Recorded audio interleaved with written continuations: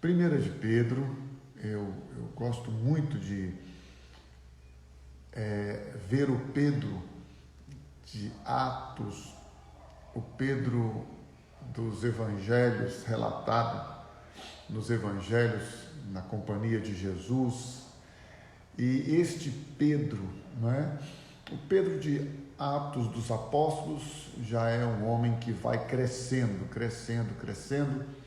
mas este Pedro que escreve suas duas epístolas, suas duas cartas, que para mim são cartas profundas de um homem já experimentado na vida, no Evangelho, experimentado na graça, um homem que vivenciou experiências sobrenaturais de forma tremenda, poderosa, um homem que vivenciou a liderança do corpo de Cristo naquele momento, naquela fase, naquele período, sobre a face da terra.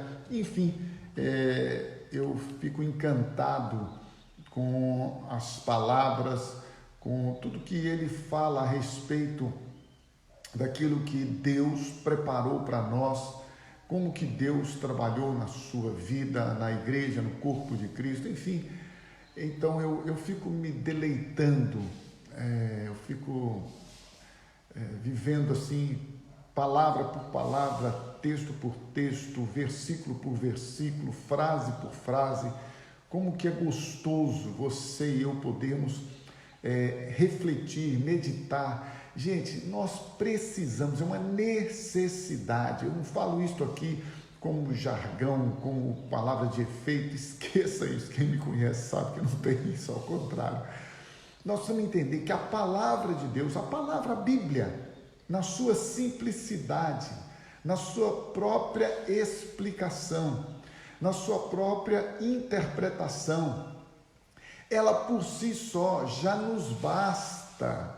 Meu irmão, minha irmã, eu em hipótese alguma estou falando aqui com você que você não deva estudar, que você não deva meditar, que você não deva pesquisar. Ao contrário, eu estou dizendo, estude, pesquise. Se você quer ser um teólogo, faça o curso de teologia, tem cursos básicos chamados técnicos, tem a própria faculdade, tem a pós-graduação, mestrado, doutorado, faça, estude, pesquise, nenhum mal, aprenda grego, aprenda hebraico, aprenda latim, seja um poliglota, nenhum problema, seja um intelectual, seja uma pessoa culta, que bênção, que Deus te abençoe, te renove, te capacite, expanda, o conhecimento na sua mente, mas nunca, jamais abandone a simplicidade da palavra de Deus.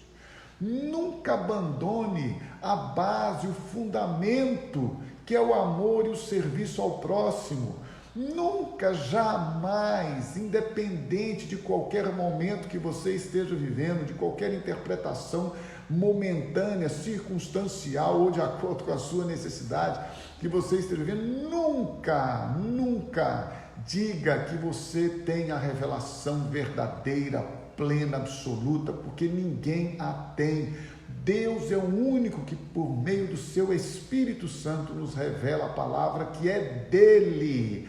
A palavra, o verbo é Jesus, ele é a palavra, ele é o verbo que se fez carne e habitou entre nós. Dito isto, o apóstolo Pedro, um homem que andou com Jesus, que viveu situações, na sua vida pessoal, na sua vida familiar, na sua vida conjugal, na sua vida ministerial, este homem agora, já experimentado, vivido, ele agora escreve estas cartas. Então, porque muita gente cita o Pedro que desembainhou a espada e cortou a orelha do soldado. Outros citam o Pedro que foi sobre as águas e afundou. Outros citam o Pedro que negou a Jesus 3 vezes e então o galo cantou. Outros citam o Pedro que isso, aquilo. Meu irmão, deixa eu dar uma notícia para você.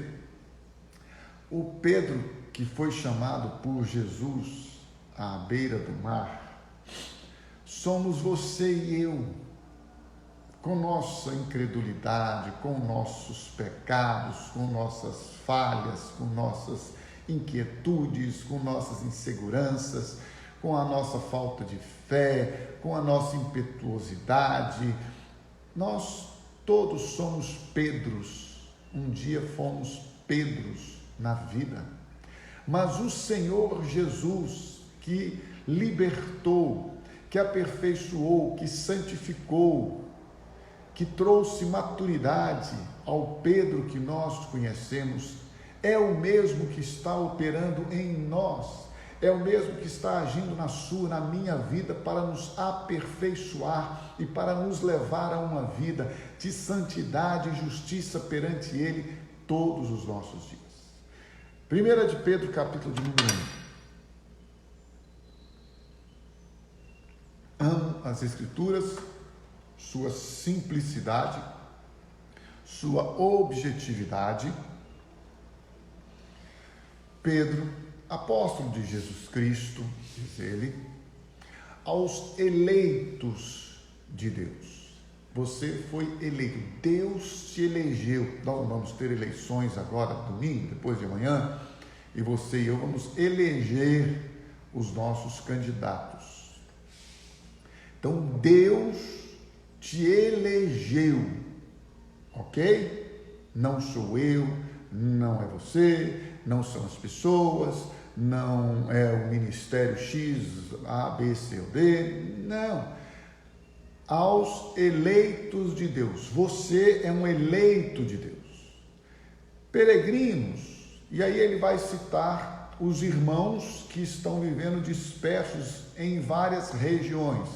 Ponto, Galácia, Capadócia, esta Galácia que Paulo escreveu aos irmãos que estão em Gálatas, aos Gálatas, perdão, que estão na Galácia, aos Gálatas. Então são esses, Capadócia. Ele cita 10 regiões aqui, que são consideradas estas áreas, na província da Ásia, na Bitínia. Escolhidos, eleitos de Deus. Eleitos de Deus. Você e eu continuamos, não sei se eu já te falei ou se você assistiu quando eu falei, mas você e eu continuamos peregrinos nesta terra. Deixa eu dar uma notícia para você. Não fica investindo muito, não fica ajuntando muito nesta terra, não, acumulando, porque você e eu não somos daqui, tá?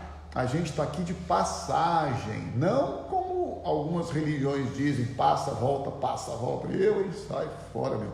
Eu estou passando aqui para quando eu partir, ou eu vou partir para o paraíso, ou eu vou partir para a volta de Jesus, elevado nos ares, para que ele, quando vier buscar a sua igreja. Mas enfim, você e eu somos peregrinos aqui nesta terra. A nossa terra é um novo céu, uma nova terra que Jesus preparou para que estejamos com Ele para a eternidade, na eternidade, desfrutando com a sua glória, com a sua presença. Mas dito isso, eleitos de Deus, escolhidos, você foi eleito por Deus, escolhido de acordo com o pré-conhecimento de Deus, pela obra santificadora, separada, você eleito de Deus, escolhido por Ele, antes da fundação do mundo. Eu amo falar isto, é muito bom. Veja bem, antes da fundação do mundo, nem o diabo, nem Lucifer, Satanás, principados, potestades, domínios, ninguém. Antes da fundação do mundo, Deus nos escolheu nele, antes da fundação do mundo, com o seu pré-conhecimento, na sua soberania, na sua presciência, na sua soberania. Ele nos escolheu nele antes da fundação do mundo, escolhidos de acordo com o seu pré-conhecimento, pela obra separadora, santificadora do Espírito, para a obediência a Jesus Cristo e a aspersão do seu sangue. Sangue este que nos purifica de todo pecado Sangue este que limpa a nossa consciência das obras mortas, das acusações, de todos os pecados cometidos, de toda a iniquidade, de toda a injustiça, de toda a impureza. É por isso que o seu, o meu, o nosso passado não tem poder e não deve ter influência contra nossas vidas. O que você viveu de marcas, traumas, complexos, o que você viveu de influência formativa na sua vida, no seu caráter, nas suas emoções, na sua personalidade, tudo isto na sua vida se torna passado e em Cristo são feitas novas todas as coisas. Por isso, quando você diz assim, eu sou estupim curto, eu sou impetuoso, eu sou instintivo, eu sou uma pessoa que age por instinto, de repente estourada, eu sou isso aqui, você não é nada, você morreu, você está morto com Cristo, crucificado com Ele, seu passado não tem poder, domínio, autoridade sobre a sua vida. Aí quando você diz, eu sou tímido, eu sou retraído, eu sou reservado, eu não gosto disso, eu não gosto daquilo outro, você não tem que ser tímido, você não tem que ser uma pessoa retraída, porque em Cristo Jesus, Ele te dá a personalidade, não só o caráter, as características da integridade moral, Ele te dá a personalidade, obviamente guardada com o seu jeito de ser e existir que Deus criou, mas Ele transforma suas emoções, sentimentos, pensamentos. Tudo Deus trabalha na nossa vida, porque a salvação que Deus nos dá é do espírito, da alma e do corpo. Não é salvação só espiritual para a eternidade, como algumas pessoas dizem. Então agora nessa vida aqui vamos viver o que der para viver, o importante é que nós estamos salvos. Negativo, nós estamos salvos em Cristo Jesus para viver uma vida abundante. Ele veio para nos dar vida, vida eterna, para nos dar vida eterna, vida abundante, vida nova, vida cheia do Espírito Santo, para vivermos separados, vida santificada no Espírito, pelo Espírito, para a obediência a Jesus Cristo. Isto aqui eu fiquei só no versículo 1 e 2 de 1 de Pedro, capítulo de número 1.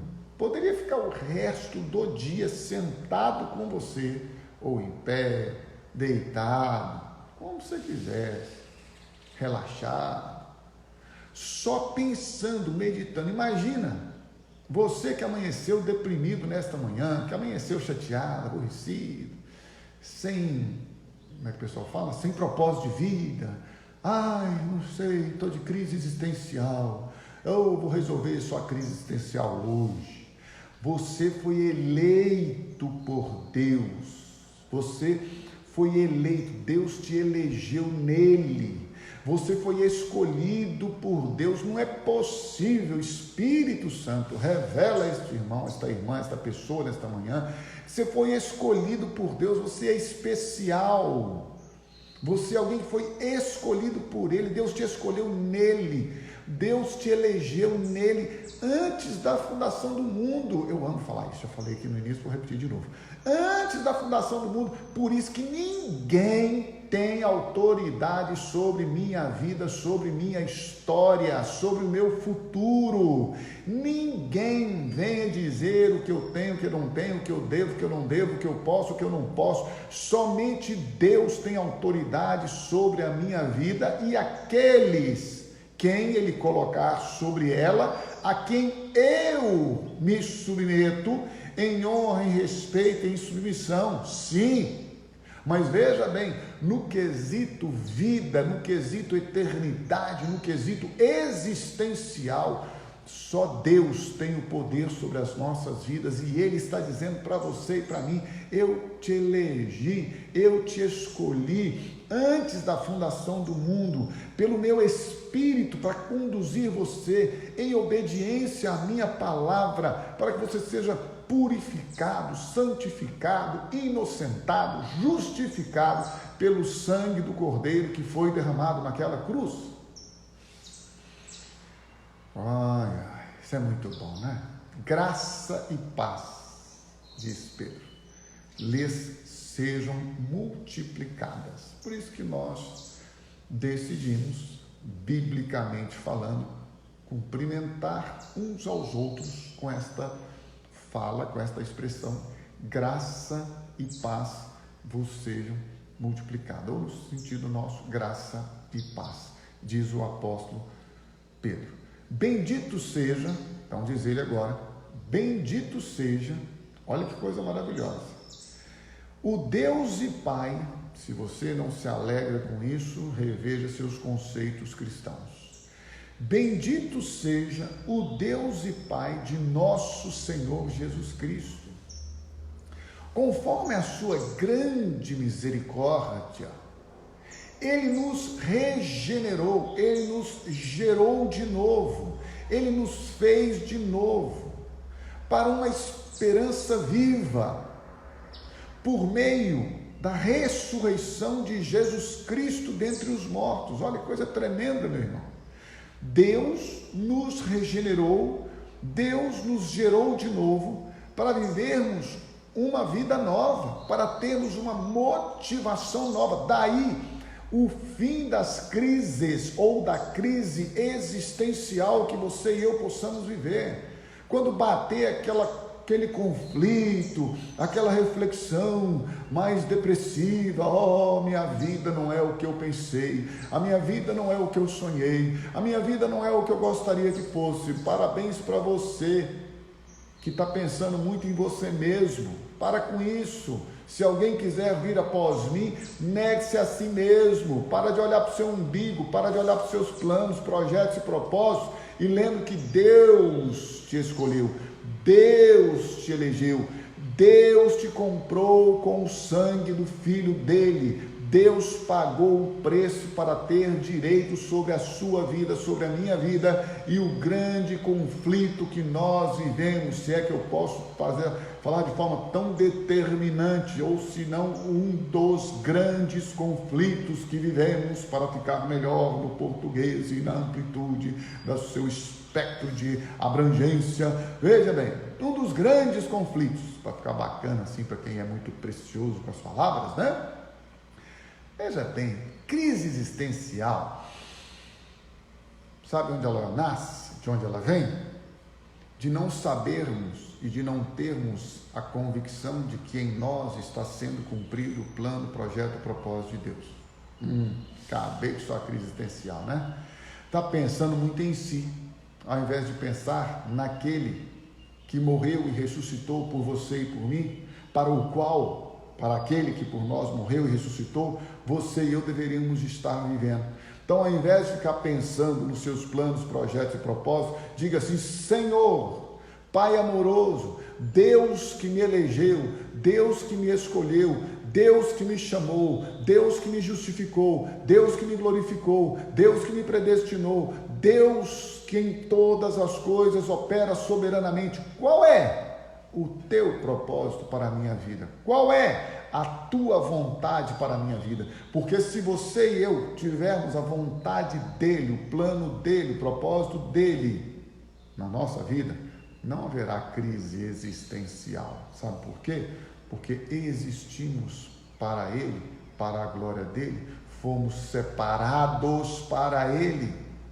Então o apóstolo Pedro, ele diz: vocês foram regenerados, gerados de novo, para viver, para estar agora na perspectiva de uma esperança viva, por meio da ressurreição de Jesus Cristo dentre os mortos, para uma herança, esta esperança, esta promessa agora, ela jamais poderá perecer, ela não pode macular-se, manchar-se, ela não pode ser contaminada, ela não pode perder o seu valor. Esta herança que você e eu recebemos, esta é a nossa esperança viva, que a nossa herança está guardada nos céus para vocês, diz o apóstolo Pedro. Está guardada para você e para mim. Eu falei aqui inicialmente que nós somos peregrinos nesta terra. Nós estamos aqui somente para viver para a glória de Deus, para anunciar o Evangelho, para profetizar as coisas que Deus tem para a vida de todo aquele que nele crê, na pessoa do seu Filho Jesus. É para isso que você e eu estamos aqui. Eu não prego porque eu gosto de pregar. eu prego porque eu sei que me é imposta esta obrigação. Os pregadores, os anunciadores, os proclamadores, os cristãos, não é só o pastor, não estou aqui como pastor não, no sentido de pregar a palavra, independe se você é pastor, teólogo, se você sabe Bíblia, o que determina é o seguinte: eu não sei de onde ele veio, eu não sei para onde ele vai, eu não sei quem ele é, eu só sei o seguinte: o homem me curou, o homem me libertou. É isso que nós temos que fazer. Tem gente que fica aí dando 1000 explicações. Eu vou explicar Deus. Ninguém explica Deus, já diz a canção. Ora, você tem que saber o seguinte: eu creio em Jesus, experimentei a sua libertação, experimentei a sua vida, experimentei a eternidade, experimentei a cura da minha alma, experimentei a transformação no meu espírito, e agora sou uma nova criatura em Cristo Jesus, e como nova criatura eu devo proclamar, anunciar, falar, criar, por isso falei. Cremos, por isso também falamos, diz a palavra de Deus. Então a palavra de Deus está dizendo que há uma herança guardada nos céus, para você, para mim, para nós, os que cremos mediante a fé no Filho de Deus, fé na palavra de Deus. Você está aqui para isso. Crise existencial é porque você está pensando em você, ao invés de pensar que você não pertence a si mesmo. Aquele que quiser vir após mim, disse Jesus, negue-se a si mesmo. Negue-se a si mesmo, abra mão dos seus interesses, planos, ideais, propósitos, projetos. Abra mão sim e diga: Senhor, que não seja feita a minha vontade, mas sim a tua vontade. Eu os tenho sonhos, projetos, planos, sou previdente, penso sim no meu futuro, mas Deus, que nada seja feito conforme a minha vontade, e sim a tua vontade, porque o que deve prevalecer na minha vida é a vontade de Deus e não a minha vontade. Eu as tenho sim, mas eu as coloco diante de Deus e digo sempre a Ele que não seja feita a minha vontade, porque eu tenho livre-arbítrio, eu tenho desejo, então eu posso ter vontade sim, e muitas vezes Deus as realiza, porque Ele tem prazer em me abençoar. Deus me oferece, Deus me dá, Deus me concede infinitamente além daquilo que eu peço, além daquilo que eu penso, porque Ele é um Pai amoroso que tem prazer em abençoar os seus filhos. Mas nunca, jamais eu devo ficar em crise existencial. Por quê? Porque se Ele está cumprindo o plano, o projeto, o propósito, a vontade dEle na minha vida, é para isso que eu fui gerado, criado e separado por Ele, para viver para a glória dEle. E esta minha herança, não a da terra que meus pais deixam para mim, não é a herança que eu possa receber através da minha ascendência. Esta minha herança está guardada por mim mediante a fé. Esta minha herança está guardada nos céus, porque Deus, na pessoa do seu Filho Jesus, proveu para mim, para você e para todos nós algo especial, maravilhoso, eterno, incorruptível, que é viver para sempre, desfrutando da sua glória e da sua presença. Meu irmão e minha irmã, vamos parar de reclamar da vida, vamos parar de achar ruim, de ficar murmurando em relação àquilo que não temos, e vamos viver e glorificar a Deus por tudo aquilo que Ele já nos tem dado. Ao invés de reclamar da vida, pense muito bem que hoje, pela misericórdia e graça dEle, você acordou, levantou e respirou, porque o Senhor te sustentou. Você deitou e pegou no sono, porque o Senhor te sustentou. E você levantou nesta manhã, porque o Senhor te sustentou e renovou sobre a sua vida a aliança de sopro de vida e de fôlego sobre você. Você foi eleito, escolhido, separado para Ele, para viver para a glória dEle. E então a palavra de Deus, 1 de Pedro, capítulo 1, versículo 5 diz: mediante a fé, esta herança guardada nos céus para vocês, que mediante a fé, vocês são protegidos pelo poder de Deus. Você está com medo de quê? Você está com medo de quê? Leia a Bíblia aí na sua casa. 1 de Pedro 1,5. Vocês são protegidos pelo poder de Deus. Deus protege você. Deus guarda você. Vocês são protegidos pelo poder de Deus, diz a Bíblia. É o poder dele. Vocês são protegidos. Meu irmão, será que isso não enche seu coração de fé e descanso? Protegidos pelo poder de Deus. Deixa eu dar uma notícia para você. Nós devemos ser simples como as pombas, prudentes como as serpentes, orando e vigiando em todo o tempo. Não devemos jamais dar lugar ao diabo, seja que circunstância for, sempre vigilantes, orando e vigiando em todo o tempo. Não devemos, preste atenção, não estou falando isso, nos aventurar, nos expor a riscos desnecessários. Mas, por favor, por misericórdia, você e eu somos protegidos pelo poder de Deus. Nada na nossa vida acontece sem a permissão de Deus. Ah, mas e as coisas ruins? Também. É óbvio que se você colocar a mão na serra, não é, meu irmão? Se você fizer, por exemplo, eu gosto de esportes radicais, de trilha, bike e outras coisas. Apesar de que hoje não há nada de radical no que eu faço, que eu só vou para passear. Mas vamos só dizer. Então, está aí, infelizmente, ultimamente, neste último ano, tivemos vários acidentes lá em Interlagos, nessa categoria de moto, speed, de corrida, né? E tal, jovens, agora foi um menino de 23 anos, o outro lá no Rally dos Sertões, 26 anos, que tristeza, é verdade, mas deixa eu falar uma coisa com vocês, meus irmãos. Qualquer pessoa que pratica um esporte de alto risco, um esporte radical, ele está sujeito não só a ter acidentes graves, gravíssimos, como também a morrer.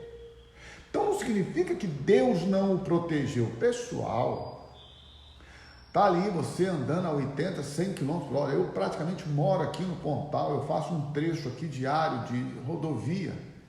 Então eu tenho uma postura comigo, um fundamento. Eu não ando a mais de 80 km depois que escurece.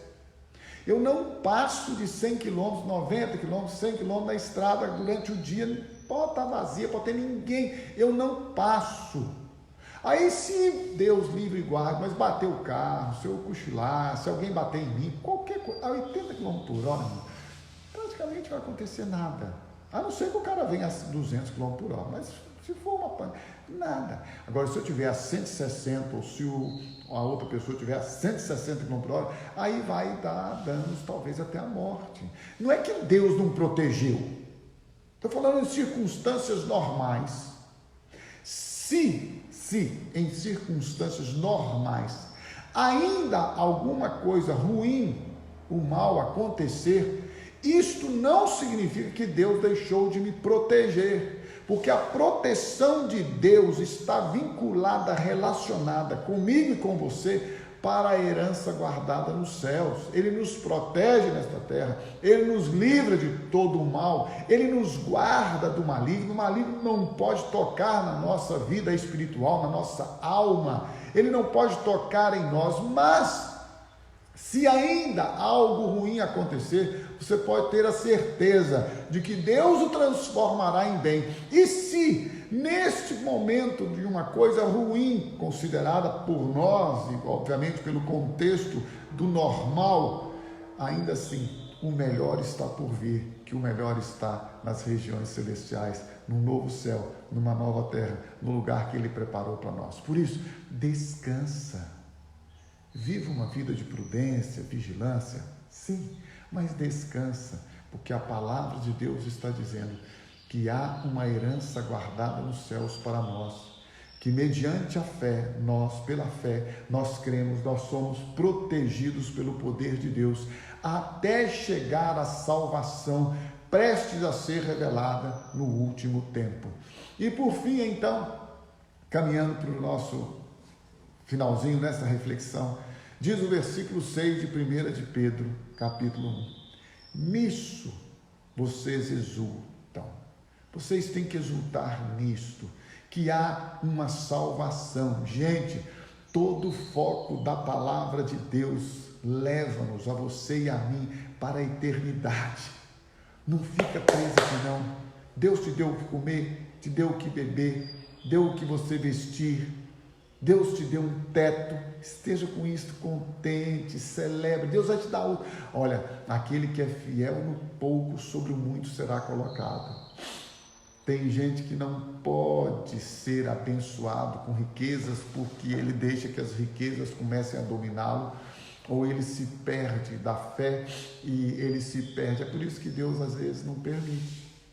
É melhor ter o pouco, a verdura à mesa, na mesa, com paz.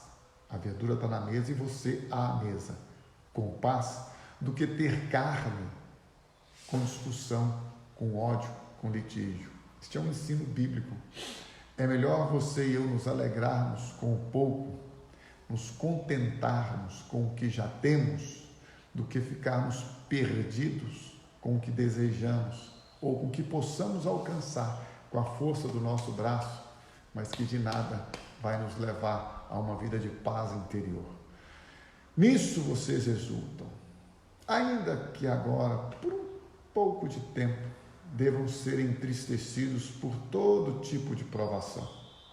As provações vêm, irmão. Assim acontece, para que fique comprovado estas provações, este momento, às vezes, de abatimento.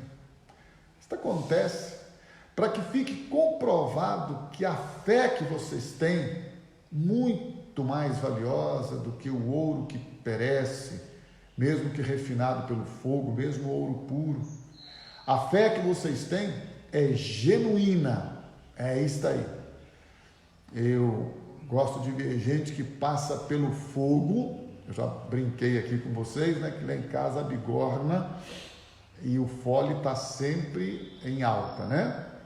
O fole é aquele negocinho antigo que a gente vê nos filmes aí, ou até hoje em algumas casas de ferreiro. O fole esquenta a brasa, que esquenta o ferro, deixa o ferro destemperado, e aí ele é levado na bigorna, aquela peça de aço grande que tem uma ponta, ela é pontiaguda, e aí ali o ferro vai sendo batido até ser moldado e levado a aquilo que é o projeto do seu escultor, ou daquele que está fazendo, o seu artífice.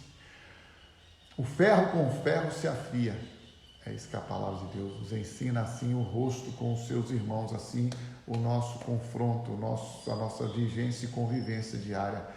A nossa fé é provada, a nossa fé é colocada em xeque para que nós possamos ser aprovados. Quem é provado é aprovado. E aí a Bíblia diz assim, esta fé, ela é muito mais valiosa do que o ouro, ainda que refinado pelo fogo. Ela é genuína, para ver se ela é genuína mesmo.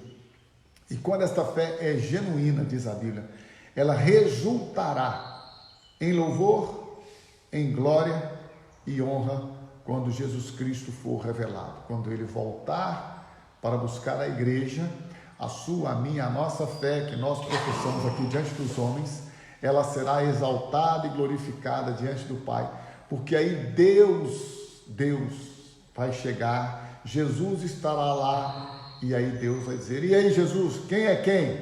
Aí Jesus vai dizer, estes aqui que me confessaram diante dos homens, eu quero confessá-los diante de ti, ó Pai, e dizer a estes que me confessaram diante dos homens, como sendo eu o Salvador e o Senhor de suas vidas, que viveram muitas vezes provados, muitas vezes foram entristecidos pelas provações deste mundo, mas eles mostraram, provaram e comprovaram a fé genuína deles, permanecendo firmes, olhando para mim, crendo na herança, crendo no porvir, crendo na glória do que estaria por vir. E estes eu quero confessá-los diante de ti, dizendo, vinde benditos de meu Pai. Então guarde isso no seu coração, porque quando Jesus voltar, a sua, a minha, a nossa fé, a nossa confissão vai ser provada, comprovada diante dele, e ele vai dizer para você e para mim: vinde, benditos de meu Pai, e desfrutem de tudo aquilo que Deus está trazendo para vocês na pessoa dele. Desfrute agora de todo o amor, de toda a graça, de toda a bondade, de tudo aquilo que Deus tem para você, para sua casa, para sua história. Um excelente, abençoadíssimo final de semana. Que o Senhor te guarde, que o Senhor resplandeça sobre você a glória dele, a bênção dele, a alegria dele, a paz dele, o amor dele, e que em todo tempo este maravilhoso Deus, este maravilhoso Jesus que começou esta boa obra na sua vida, ele mesmo possa aperfeiçoá-la até o dia de Cristo Jesus.